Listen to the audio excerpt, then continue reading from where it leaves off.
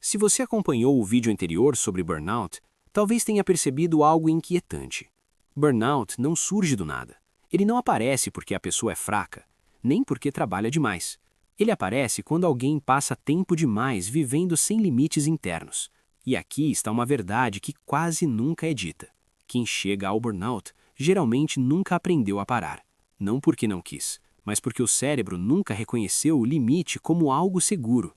Para muitas pessoas, parar não é descanso, é ameaça. E isso muda tudo. Limites não são apenas decisões conscientes. Eles não são apenas comportamentos aprendidos. Limites são neurológicos.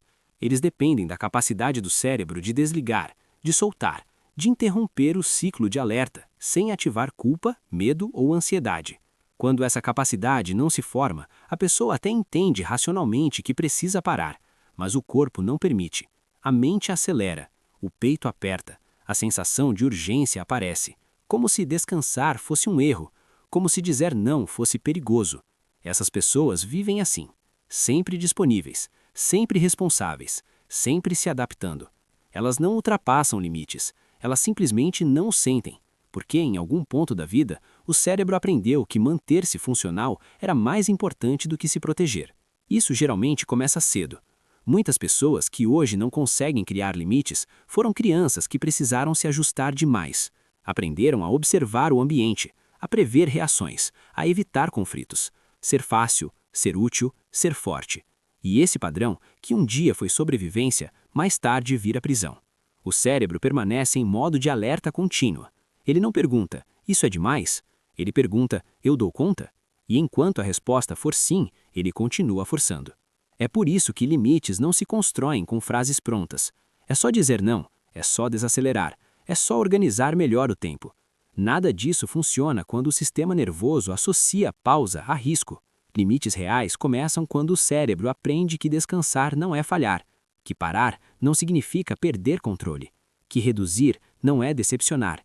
E isso exige algo mais profundo do que força de vontade. Exige recuperação. Recuperação não é apenas dormir mais, nem tirar férias.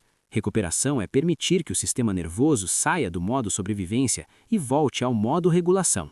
É ensinar o cérebro que ele pode desligar, sem que algo ruim aconteça. É reconstruir o autocontrole de verdade.